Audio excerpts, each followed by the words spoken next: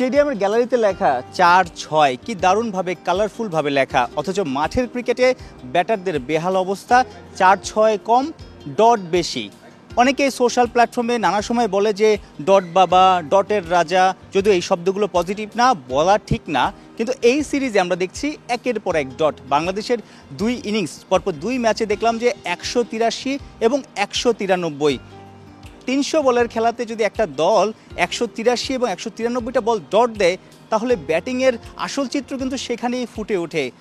বাংলাদেশের দর্শকরা যেমন হতাশ এই সিরিজে বাংলার ব্যাটারদের ইনটেন্ট বা অ্যাপ্রোচ নিয়ে বা পিচের চরিত্র দেখে, তেমনই হতাশ হওয়ার কথা Caribbean লিজেন্ডদের।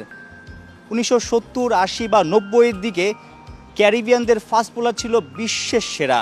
Andy Roberts, Malcolm martial, Joel Garner, Courtney Walsh, Curtly Ambrose, সব বিখ্যাত মাইকেল হোল্ডিং। সেই সময় ওয়েস্ট ইন্ডিজের পেসাররা আধিক্য থাকতো পেসারদের বেস্ট 11-এ, এবং শুধু ক্যারিবিয়ানে না, নানান দেশে তারা খেলেছে। ৩-৪ পেস অ্যাটাক ছিল, ৩-৪ আসলে প্রতিপক্ষকে ভেঙে চুরে দিত।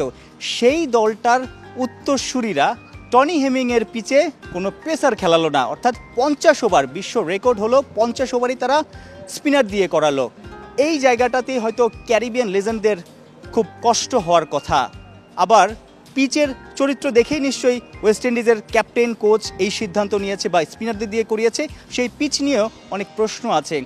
আমরা নানা সময় দেখি দেশের বাইরে যখন বাংলার ব্যাটাররা ফেল করে, বাংলাদেশ দলগতভাবে পারফরমেন্স করতে পারে না, তখন প্রেস কনফারেন্সে এসে বলে যে আমাদের ঘরের পিচ বা মিরপুরের পিচ উন্নত করতে হবে, আরও স্পোর্টিং করতে হবে।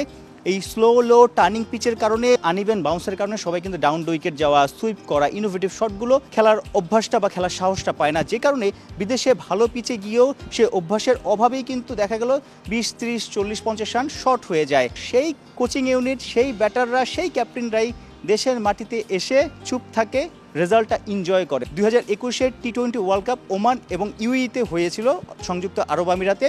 সেই বিশ্বকাপে যাওয়ার আগে বাংলাদেশ কিন্তু এই মাঠে মিরপুরের শেরে বাংলায় অস্ট্রেলিয়া এবং নিউজিল্যান্ডকে ৪-১, ৩-২ সিরিজ হারিয়ে ফেক একটা কনফিডেন্স নিয়ে বিশ্বকাপে গিয়েছিল।